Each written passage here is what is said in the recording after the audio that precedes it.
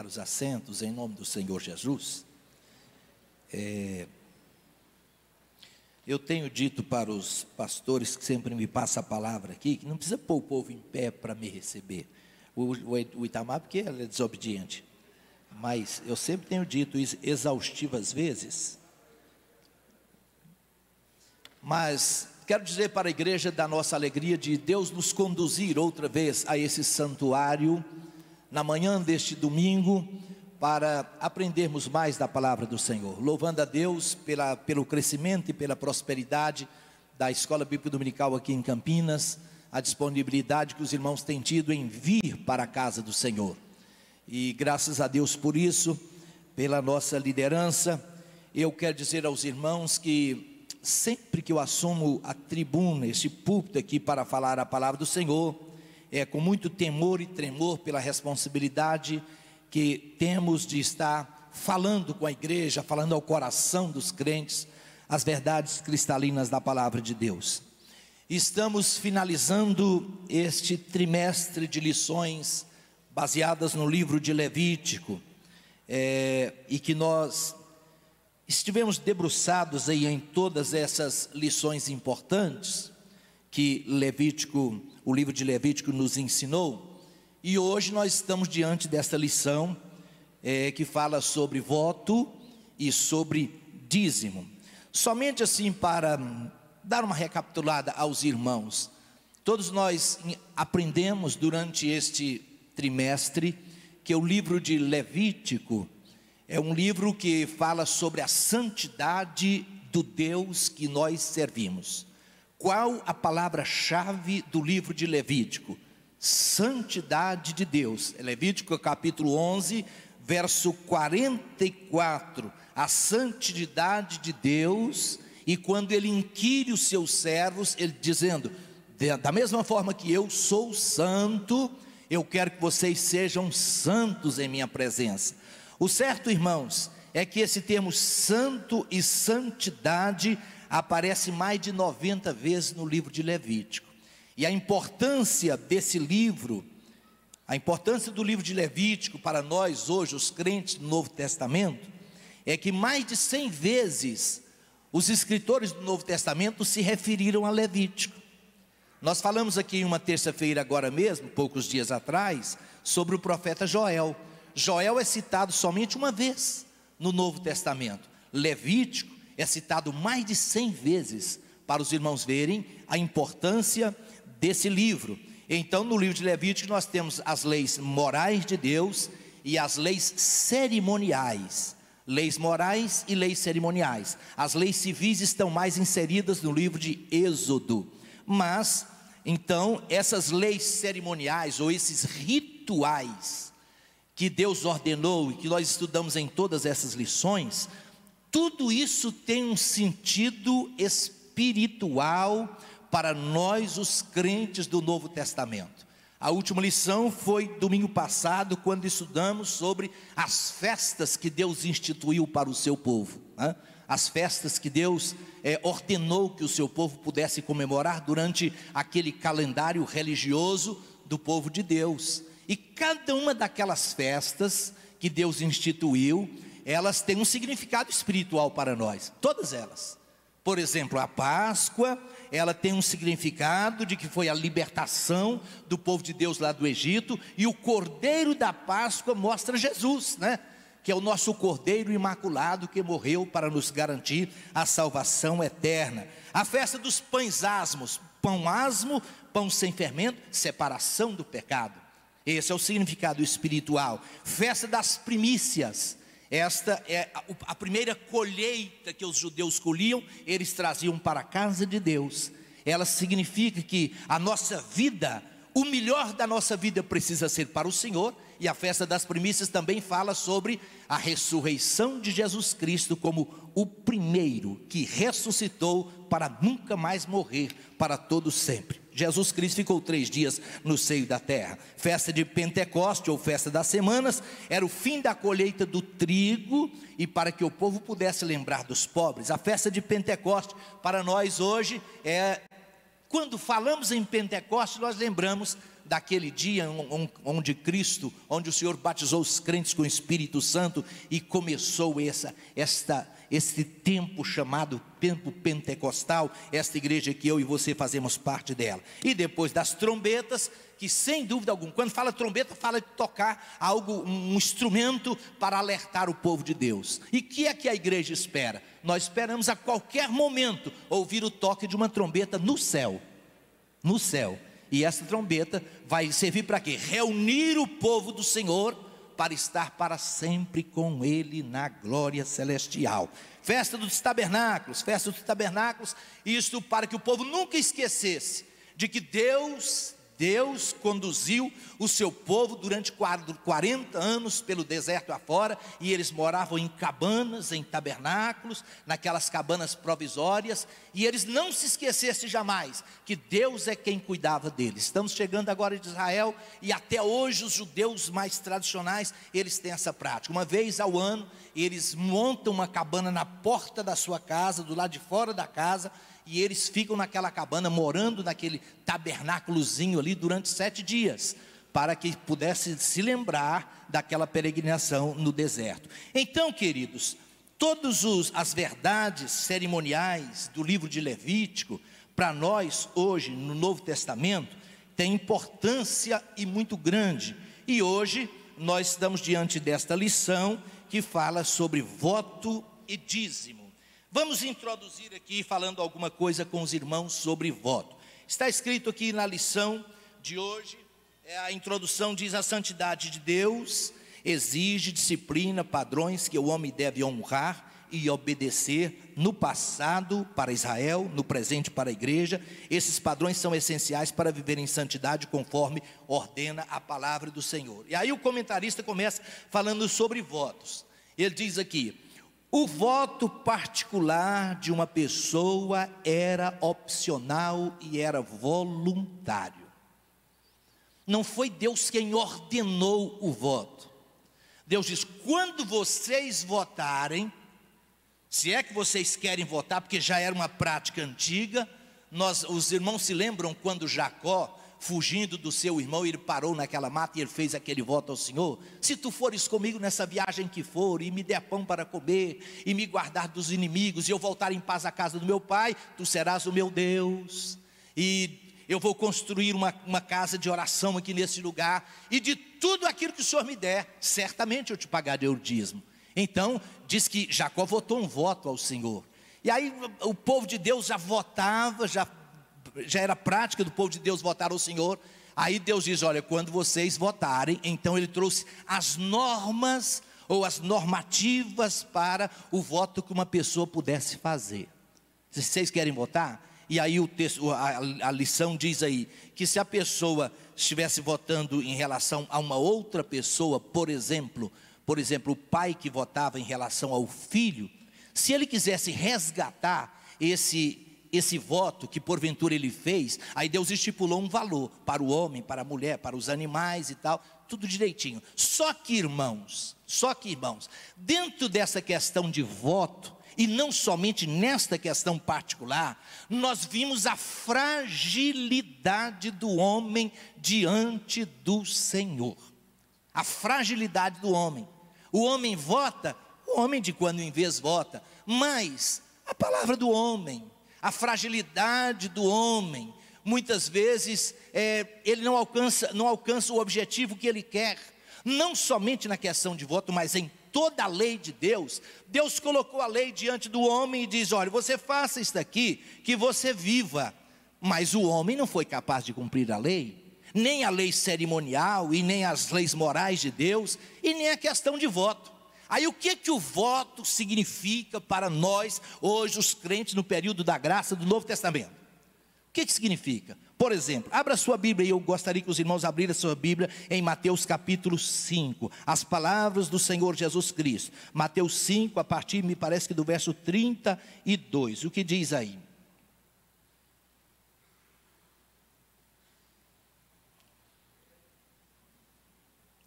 Aliás. Eu, porém, vos digo que de maneira nenhuma jureis, nem pelo céu, porque é o trono de Deus, nem pela terra, porque é o escabelo dos seus pés, nem por Jerusalém, a cidade santa, porque é a cidade do grande rei, nem jurarás pela tua cabeça, porque não podes tornar um cabelo branco, ou você não pode tornar um cabelo preto. Aí Jesus Cristo diz: seja porém o vosso falar sim, sim, não, não, porque o que passa disso é procedência maligna. O que Jesus Cristo está nos ensinando aqui? Qualquer voto que a pessoa fizer, ou intentar fazer, antes de qualquer coisa, a pessoa precisa lembrar que nós somos homens. Nessa terça-feira, nós falamos aqui sobre o homem como um vaso de barro, um vaso frágil, um vaso que se quebra. Então, irmãos, qual é o principal voto? O que é que o voto do Antigo Testamento significa para nós hoje? Significa para nós hoje. Sabe o que significa? Um compromisso que eu e você fizemos permanentemente com Jesus, em assumir o nosso compromisso, em servi-lo. Só que esse compromisso, ele não é quebrado. Por quê? Ele não é quebrado porque ele é garantido nos méritos de Jesus e não nos meus méritos. Porque se essa aliança, esse compromisso, esse voto que eu faço com Jesus, se fosse garantido nos meus méritos, aí ficaria difícil. A Bíblia Sagrada diz que a justiça do homem é como trapo de imundícia diante de Deus. A palavra de Deus diz assim: que daria o homem em resgate da sua alma? O que o homem poderia fazer? Ele não poderia fazer nada. Foi por isso que Jesus Cristo aconselhou e diz: não jureis, não faça isso não. Mas o voto no Antigo Testamento hoje, ele então tipifica o compromisso que todos nós, eu sei que todos nós temos uma aliança e um compromisso com o nosso Rei dos Reis, com o nosso Senhor dos Senhores. E este compromisso, ele está garantido para nós lá na cruz do Calvário. Não são méritos nossos, não são méritos. Por isso que todos os meses, quando nós nos aproximamos da ceia do Senhor aqui, e que nós tomamos o pão e o vinho, e a pessoa, o diácono, o presbítero, o pastor, principalmente o bispo, diz aqui: esta é a nova aliança que faço convosco. É uma aliança que nós temos com Jesus, garantida dos méritos dele, não são dos nossos méritos. Então é por isso que pessoas defeituosas, pecadores e pecadoras, vêm aqui pela misericórdia de Deus, participam da ceia do Senhor, porque os méritos é de Jesus e não nós. Amém, queridos? Então, ontem até um pastor me interpelou e disse: pastor, e o voto de casamento? E o voto que se faz no dia do casamento? Sim, a gente faz o voto no dia do casamento, e pela graça de Deus, pela força do Senhor em nossa vida, a gente vai caminhando para cumprir esse voto. Não é porque nós somos bons, né? Não é porque nós somos bons, e porventura algum marido ou alguma esposa que ao longo da caminhada não deu conta de vencer esse voto que ele assumiu no altar, ele não será condenado por isso. Por causa de quê? As misericórdias de Deus são a causa de não sermos consumidos. Eu vejo pessoas aqui, como o nosso bispo tem 42 anos de casado, eu tenho 40 anos de casado, pastor Isaías Negrão, né? E todos nós estamos caminhando e cumprindo este voto, confiado na graça de Deus sobre as nossas vidas, né? Eu louvo a Deus, vários irmãos aqui, talvez tenha gente aqui que tem 50 anos de casados, outros tem 60 anos de casado, e você vai caminhando junto. Deus lhe dando graça para que esse voto venha a ser cumprido durante todos os dias.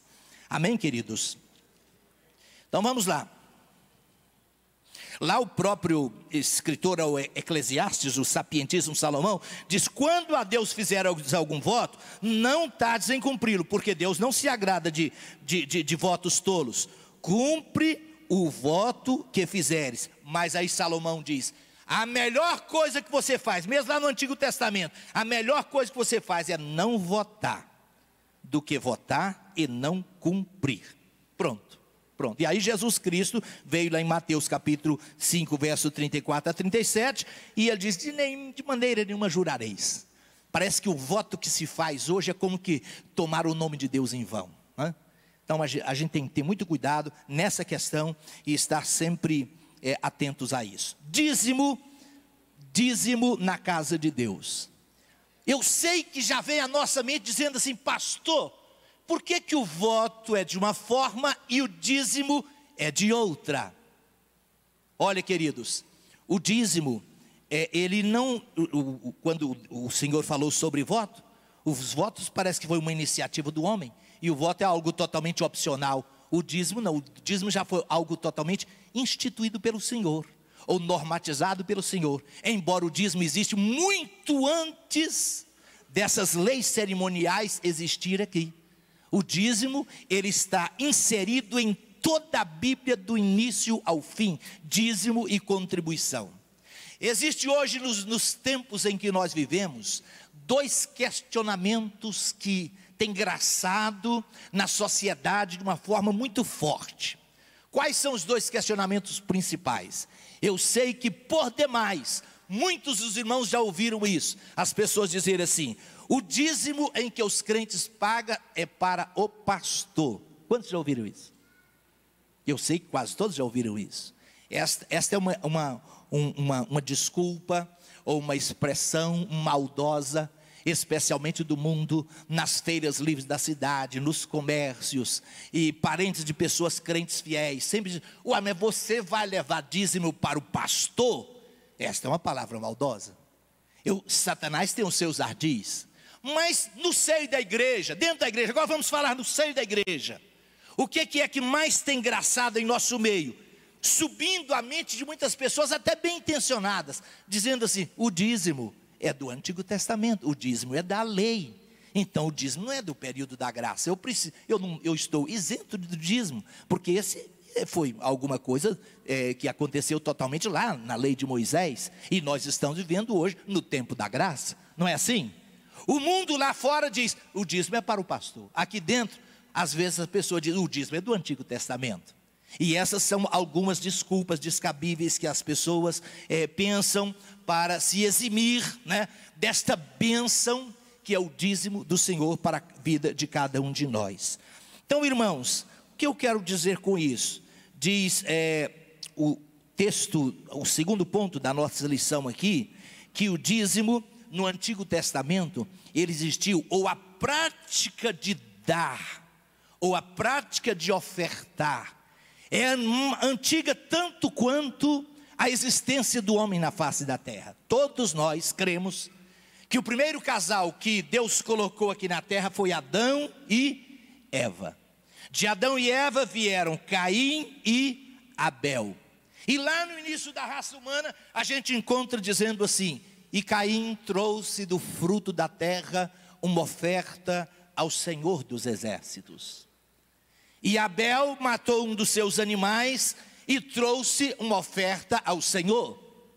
E aí pergunta-se: quem foi que inquiriu Caim ou inquiriu Abel para que eles pudessem contribuir lá no início da raça humana? Quem foi? Quem ensinou esses preceitos para esses moços?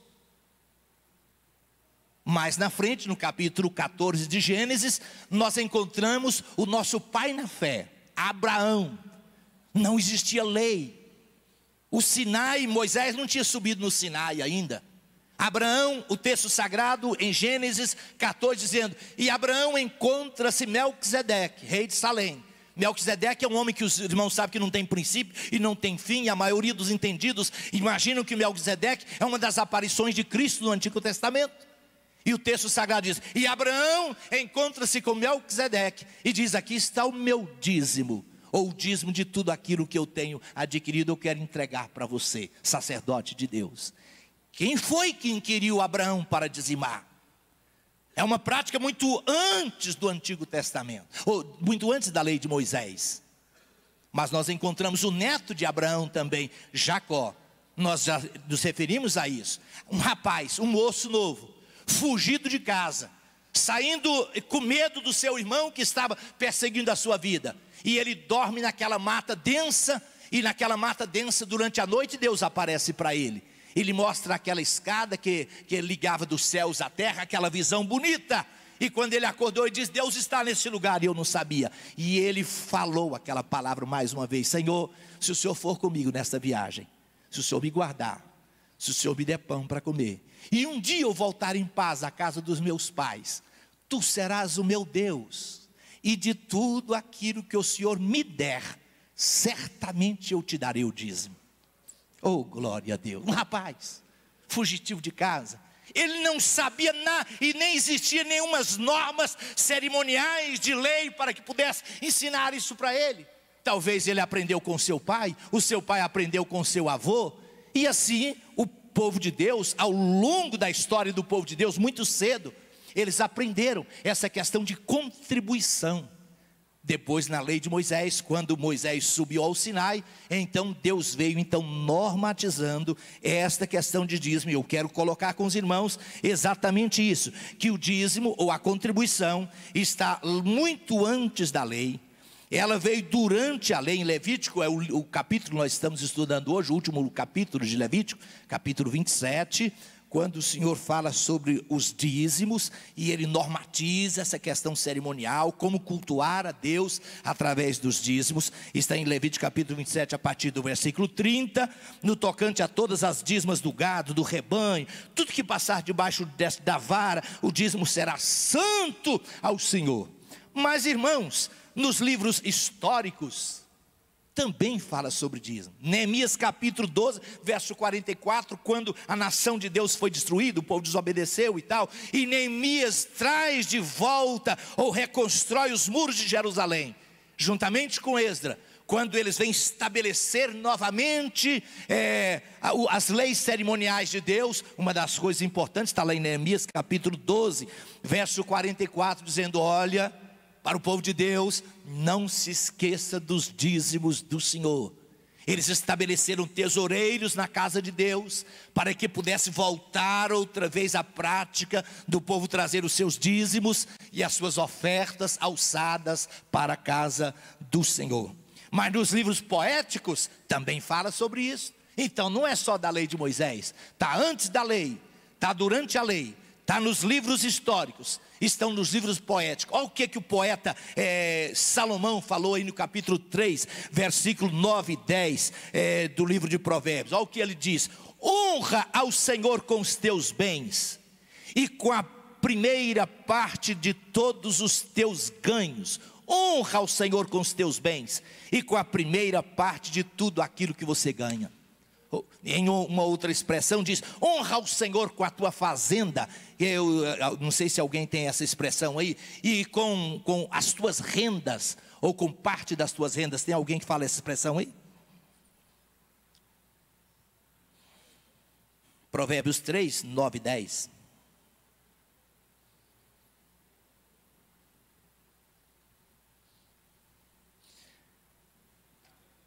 Fala, parte da tua renda, não é isso, pastor? Fala, lê aí, pastor. Honra ao Senhor com a tua fazenda e com as primícias de toda a tua renda. Honra ao Senhor com a tua fazenda. Deus não quer que você venda a sua fazenda, a sua casa, as suas propriedades e traga para a igreja, não. Ele quer só que você reconheça: isto é de Deus. Deus me colocou aqui tão somente como mordomo. Honra ao Senhor com a tua fazenda e com as primícias da tua renda. Tira parte da tua renda e honra o Senhor com isso. Louvado seja o nome de Jesus. E também nos livros proféticos nem se fala. O principal profeta, esse texto que todos nós conhecemos e que todos nós repetimos, e já foi dito aqui pela irmã Wanda, hoje pela manhã: trazei todos os dízimos à casa do tesouro, para que haja mantimento na minha casa, e fazei prova de mim, diz o Senhor dos exércitos e tal. E aí vai, né? E aí vai o profeta Malaquias. O profeta Malaquias falou de princípios importantíssimos neste último capítulo da Bíblia, neste último livro da Bíblia, somente 4 capítulos, e um deles o profeta Malaquias dedicou para falar sobre esta questão de entregar ou dizimar na casa do Senhor. Meus irmãos,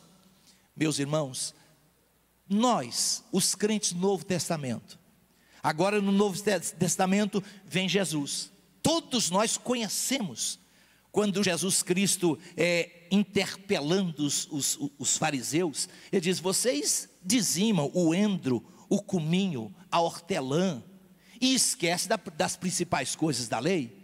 Vocês deveriam fazer juízo, misericórdia, amor, e fazer essas coisas também. Não esquecer de dizimar. Deveis fazer isso e não omitir aquelas. Jesus Cristo parece que trazendo o seu aval nesta questão de dizimar. Ele vem trazendo o seu aval. Aí nos vem essa pergunta, é lógico que nos vem essa pergunta. Pastor, no Novo Testamento, no período da graça, existe essa obrigatoriedade da pessoa dizimar? Não. Nada no período da graça é obrigatório. Não, de jeito nenhum. O período já se chama período da graça, é graça de Deus. Então o que a gente encontra no Novo Testamento? Alguém diz assim, pastor, mas a gente encontra os crentes dizimando no Novo Testamento? Não, nós encontramos uma igreja primitiva, a igreja primitiva, trazendo tudo aquilo que eles tinham para a casa de Deus e dizendo, nós vamos dar 100% de tudo aquilo que nós temos aqui na casa de Deus, e nós vamos ficar aqui até Jesus voltar para nos buscar. É lógico que aquilo foi no afã, no início ali da igreja primitiva. O Senhor tinha batizado os crentes com o Espírito Santo.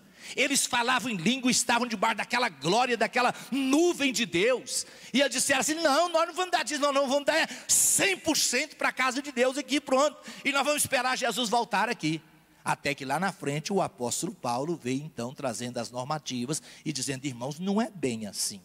Não é bem assim. Mas o certo é qual que é a resposta que nós temos para os crentes do Novo Testamento? É que o dízimo no Novo Testamento é um ponto de partida. É tão somente um ponto de partida.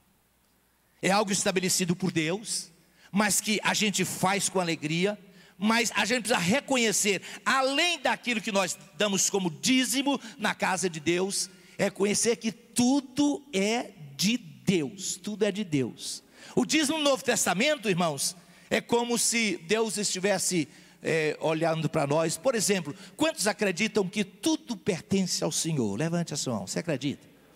Você acredita mesmo?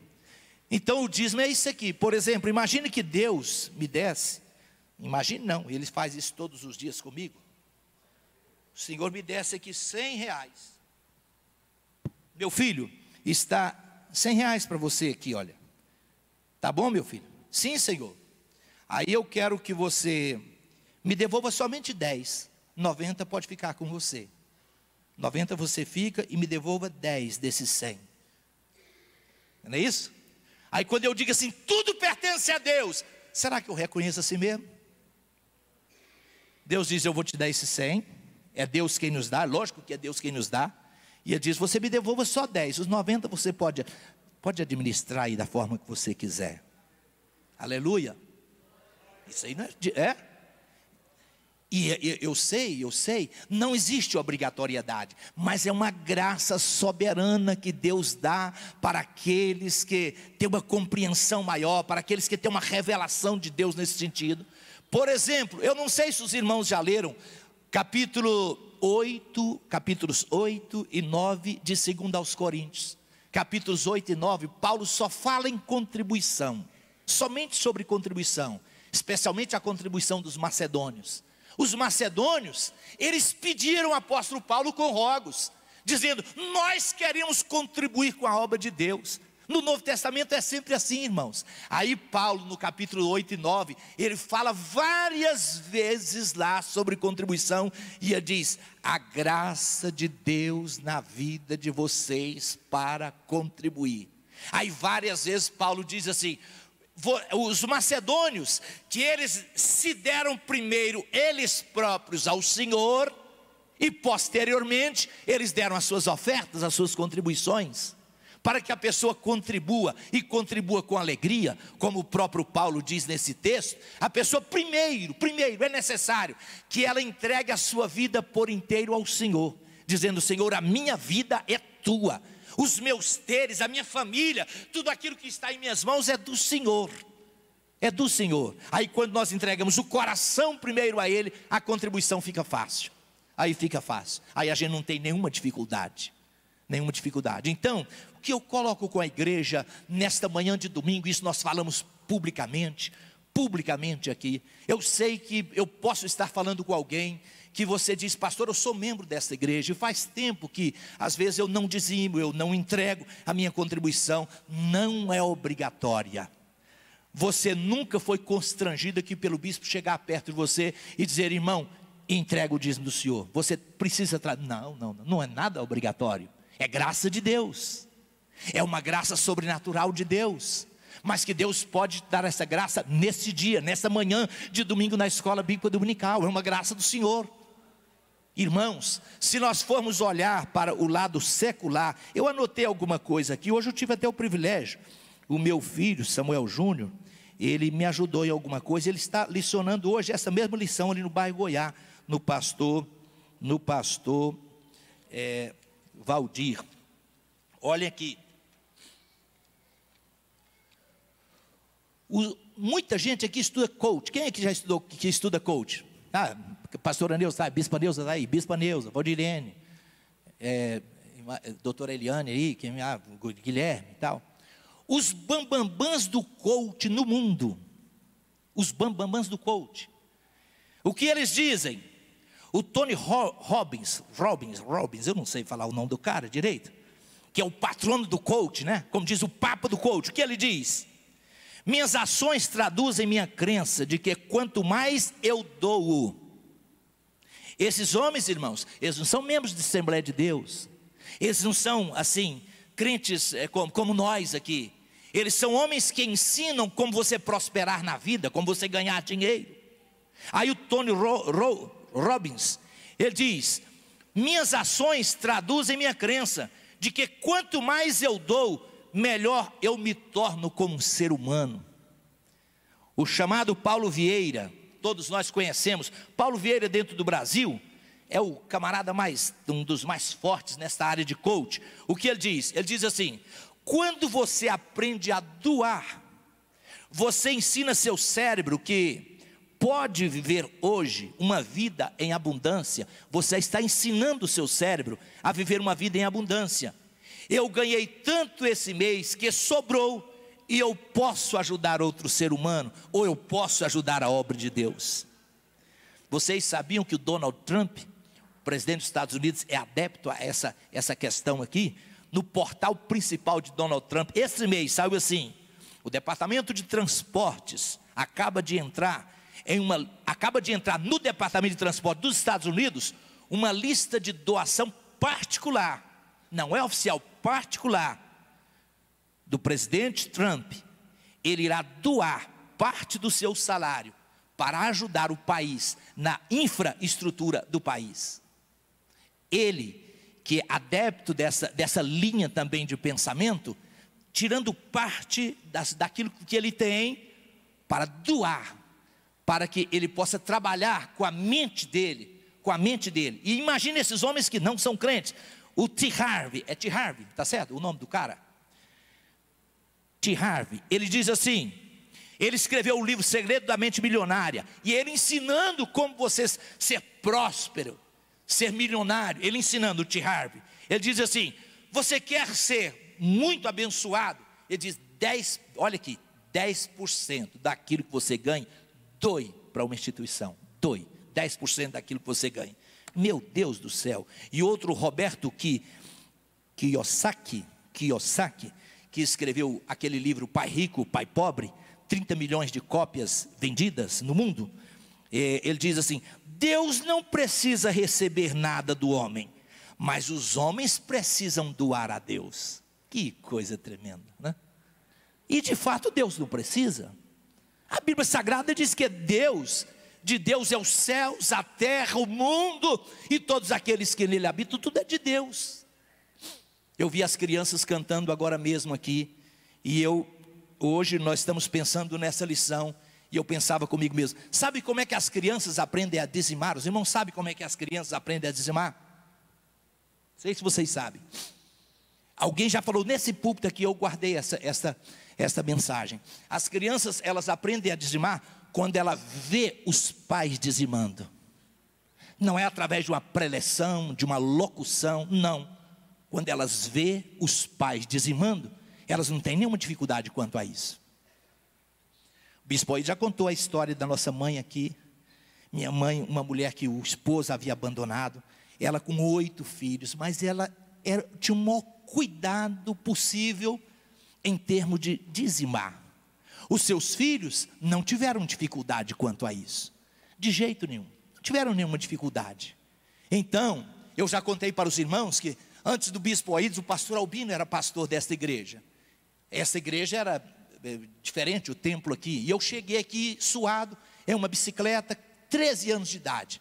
Um dia eu cheguei aqui, o pastor Albino, ele colocou a mão no guidão daquela bicicleta, naquela simplicidade, e perguntou-me assim: meu filho, você é dizimista?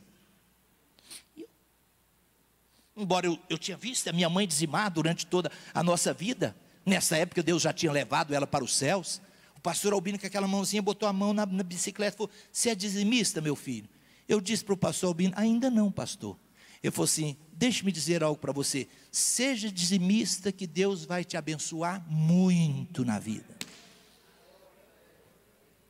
Eu olhei para o pastor Albino naquele dia e disse: pastor, a partir de hoje eu vou ser um dizimista na casa do Senhor. Menino, garoto, adolescente, não sabia nem direito o que era aquilo.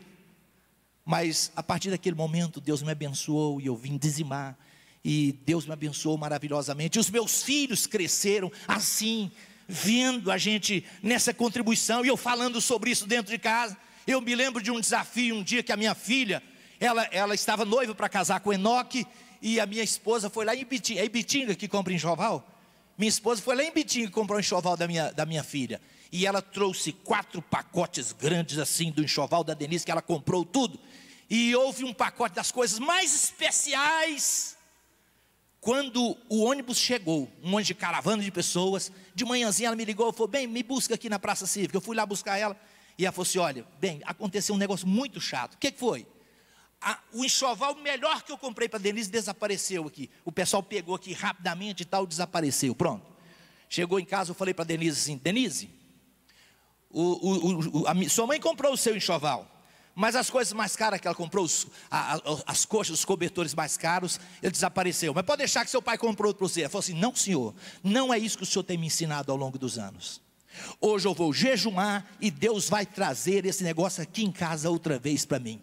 O senhor é dizimista e eu vou jejuar hoje. E ela era aquela moça nova, preparando para casar, novinha. Eu falei: não, minha filha, mas se não aparecer, pode ficar tranquilo. Ela falou assim: não, eu não quero café da manhã, eu vou para a aula e Deus vai trazer isso de volta. E ela foi para a aula, voltou da aula e ela não quis almoço, entrou para dentro do quarto e começou a falar com Deus lá. E eu aqui na sala pensando: meu Deus, que negócio é esse? De repente o telefone toca, pá! O telefone tocou, falou assim: olha, eu sou uma pessoa aqui de Porá, e veio um pacote de vocês enganado comigo, e está aqui em minha casa. Como é que eu faço para devolver para vocês? Eu disse para ela: o pastor da igreja de Porá é meu cunhado, Aídes José do Carmo, pode entregar na casa dele, que agora mesmo está em nossas mãos. Daí a pouquinho estava na casa do pastor Aídes, entregou para a Neuza, minha irmã lá, as coisas da minha filha, e eu glorifiquei a Deus e falei: meu Deus. Quando eu bati na porta do quarto dela, ela veio chorando dizendo: pai, minhas coisas apareceram. Apareceu, Denise, graças a Deus por isso. Graças a Deus por isso. Meu filho fez um concurso naquela dificuldade lá em Brasília, fez 1, fez 2, fez 3. O dia que ele passou num concurso lá, ele chegou aqui e falou: pai, o primeiro salário meu lá do concurso meu, eu quero entregar todo ele na obra do Senhor. Ai, mas você tem tanta necessidade, Júnior. Não, eu quero fazer isso. E ele entregou o primeiro salário na obra do Senhor. Não faz muito tempo Deus levou ele para a presidência da República. O primeiro salário que ele recebeu lá na presidência da República, ele falou: pai, entregue aí que é o salário que Deus me deu aqui. Isso aqui é a primícia do Senhor, pronto. Meu Deus. Aí eu fiquei lembrando: os avós ensinam os filhos, os filhos ensinam os filhos dos filhos, né? E assim vem uma geração de pessoas abençoadas na presença do Senhor. Eu estou trazendo um desafio para este auditório nesta manhã. Eu estou trazendo um desafio. Você quer que Deus abra as janelas dos céus? Porque ele não foi pastor Samuel, não. Eu estou falando do Deus dos exércitos, o Deus que eu sirvo, o Deus que você serve. Ele diz: olha, traga o dízimo à minha casa e você faça prova comigo, se eu não abrir as janelas dos céus e te abençoar de maneira que você vai surpreender. Eu estou desafiando você, faz uma prova com o Senhor. Esse testemunho que a irmã Wanda deu aqui é um dos grandes testemunhos e talvez se nós fôssemos dar esse microfone aqui, teríamos dezenas de testemunhos como este. Eu já contei isso aqui, mas isso aqui vem sempre à minha mente. Eu trabalhava como chefe ali na Celg, e eu tinha um vigilante lá que ganhava, esse povo ganhava pouco, irmão. Imagina o tanto que esse homem ganhava pouco, esse pessoal. E tinha um vigilante crente lá. E ele chegou na minha sala e falou: pastor, posso contar um testemunho para o senhor? Pode. Ele falou assim: eu recebi o 13º, eu não compro nada à prestação, e eu só compro as coisas à vista. E eu cheguei no final do mês, a minha esposa falou para mim assim: eu queria um fogão. Ele falou assim: que fogão você quer? Aquela época era difícil comprar fogão, não é igual hoje que é tudo fácil não. Ela falou: eu quero um fogão 6 bocas, autolimpante, com forno assim, assim, assim, assim. E ele disse que fez as contas e disse para ela dessa forma: minha filha, se eu for te dar esse fogão, eu não dou conta de pagar o dízimo do senhor, e eu não posso ficar sem pagar o dízimo do senhor. Você aceita um fogão simples de 4 bocas e a gente pagar o dízimo? Ela falou assim: aceito, pode comprar. E ele comprou o fogão. 3 dias depois, quando a loja foi entregar, a loja liga para ele e diz: seu Álvaro, ele chama Álvaro, seu Álvaro, aquele fogão que o senhor comprou, nós não temos ele mais. Você aceita um fogão 6 bocas, autolimpante, não sei o que, no lugar daquele? Você aceita? Você não vai pagar nada mais. Você não vai pagar nenhuma diferença. Mas nós vamos te entregar uns 6 bocas, autolimpante, com forno, não sei o que. Você aceita esse? O que vocês acham? Você já aceitou? Deus é maravilhoso. Deus é Deus. Eu sou um privilegiado de entregar todos os meses o dízimo à casa do Senhor. O dízimo de quem é pastor. Hoje eu sou pastor, né? Os irmãos sabem que hoje eu tenho um salário aqui designado, todos os pastores têm. O dízimo é do pastor. O dízimo é para expansão da obra de Deus. Olha esse campo que está completando 500 congregações deste campo. Isso é feito com o quê? Com os dízimos que vocês contribuem na obra de Deus. A expansão da obra de Deus. Aonde nasce um setor aqui, se os irmãos virem o quanto de prestação de lote que nós pagamos aqui, que a igreja paga, para que a igreja chegue em todos os setores, aonde a cidade vai se expandindo, né? Então a obra de Deus cresce. O dízimo é para missões, o dízimo é para cuidar dos necessitados, o dízimo é para ajudar uma pessoa necessitada, e o dízimo é para cuidar do pastor da igreja também. É para isso, né? Para que a obra de Deus cresça. E eu estou desafiando você, nesta manhã de domingo, eu estou terminando em dizendo para você o seguinte: peça ao Senhor que lá dos céus, do jeito que Ele deu essa graça para os crentes macedônios, que Ele venha dar essa graça para você, para o teu coração. Paulo diz assim, que quando nós formos contribuir, ele diz: não contribua com tristeza e nem gemendo, não, é uma graça soberana de Deus que Ele nos dá. Contribua com alegria. Paulo diz: contribua com alegria. Mas Ele vai dar essa graça para você, e assim que você receber essa graça de contribuir com a obra de Deus, você verá que as recompensas de Deus serão grandes. Não é porque os grandes do coach aí diz tudo isso que nós falamos aqui, não é isso não. Não é isso não, é porque nós cremos na palavra de Deus, cremos nas promessas do Senhor, e cremos que hoje no Novo Testamento tudo é voluntário. Minha vida é de Deus, eu sou um voluntário para Deus. A graça de Deus alcançou o meu coração, e tudo que a gente faz é por gratidão aquilo que o Senhor tem feito para com as nossas vidas. Amém, queridos? Amém? Queira se colocar em pé em nome do Senhor Jesus. Eu já estou terminando a nossa palavra aqui hoje. Eu quero orar por você, meu irmão, minha irmã. Quero orar por você.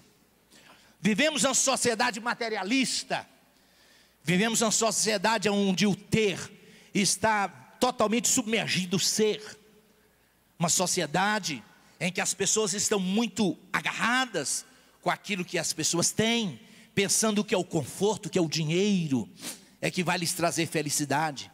Essa noite nós falávamos em uma das nossas congregações, e eu dizia lá, na década de 60, o homem da década de 60, nós, os seres humanos da década de 60, consumíamos 5 vezes menos do que hoje. Hoje as pessoas têm celular, têm carro bom, hoje já tem carro que não precisa de motorista para dirigir ele, carro movido a água, a gasolina, a água, uma tecnologia imensa, né? Uma tecnologia imensa. Basta dizer essa tecnologia dos celulares, né? Que com o celular na mão você faz tudo nessa vida, quase tudo nessa vida. Na década de 60, o homem da década de 60 consumia 5 vezes menos do que hoje. Agora existe uma coisa: o homem da década de 60 não era menos feliz do que nós hoje no ano de 2018. Por que isso? Por que isso? Eu era criança na década de 60. E nós éramos tão alegres, tão felizes, servindo ao Senhor. Por que que as pessoas hoje estão nesse afã de dizer, não, eu vou me agarrar aqui com aquilo que eu possuo, não vou abrir mão de nada? Pare com isso, pare com isso. A Bíblia Sagrada diz que a bênção do Senhor é que acrescenta e junto com ela não traz dores. Irmãos, eu quero dizer para vocês, mais uma vez, estamos chegando agora, eu estive cooperando lá na igreja em Genebra, Suíça é um dos países mais ricos do mundo, e o avalanche de adolescentes e de crianças suicidando naquele país, os irmãos não fazem o cálculo, tanto dinheiro, tantos milhões naquele país, e os adolescentes, as crianças dando cabo à sua vida. Por que isso? O que o dinheiro, a abundância daquele país está fazendo? Por que esses meninos são felizes? Por quê? Que coisa, meu Deus. Crianças, crianças, adolescentes, meninos. Então, irmãos, eu quero a bênção de Deus na minha vida. É por isso que eu sei que esses R$100 que eu mostrei para os irmãos agora mesmo aqui, esses R$100 foi Deus quem me deu. E 10% desses R$100 eu entrego para a obra de Deus. E isto não me faz falta, graças a Deus por isso. Não me faz falta. Jesus Cristo disse, tereis vida e tereis vida com abundância. Vida em abundância. Vida em abundância. Que o Espírito Santo de Deus hoje, essa escola bíblica dominical, não é tão somente para nós aprendermos preceitos, não. Mas essa escola bíblica é para que o Espírito Santo trabalhe o teu coração. Trabalhe a tua generosidade. Para que você aprenda, gente, eu quero ser abençoado. Eu quero ser mais abençoado pelo Senhor. E você procurar anonimamente, não precisa que o pastor saiba, não precisa que ninguém saiba. Você anonimamente, chega naquela tesouraria e diz, eu quero entregar o meu dízimo à obra do Senhor. E a palavra de Deus diz assim, o Senhor quem vê em segredo, Deus vê em segredo, Ele te recompensará. Louvado seja o nome de Jesus. Quer essa graça na sua vida, meu querido irmão, minha querida irmã? Quer? Eu quero mais e mais. Entregar tudo aquilo que sou e tenho ao Senhor dos Exércitos. Vamos orar nesta manhã. Maravilhoso e eterno Deus.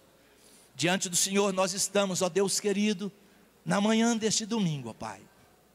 Onde nós temos falado, Senhor, durante esses minutos, sobre exatamente o dízimo em que o servo do Senhor entrega para a tua obra. E o Senhor é o Deus galardoador, recompensador daqueles que te buscam. Deus, ser servido nesta manhã, ó Pai querido, de derramar esta graça sobre a vida de alguns aqui, ó Senhor. Ó Deus querido, faz com que cada crente aqui hoje, os nossos jovens, ó Deus, entenda essas verdades cristalinas da tua palavra e que se entregue totalmente ao Senhor. De tal forma que reconheçamos que tudo aquilo que vem em nossas mãos, Senhor, vem da tua parte, vem das tuas mãos. Ó amado Pai Celestial, Deus da glória, ajuda-nos, ó Deus querido.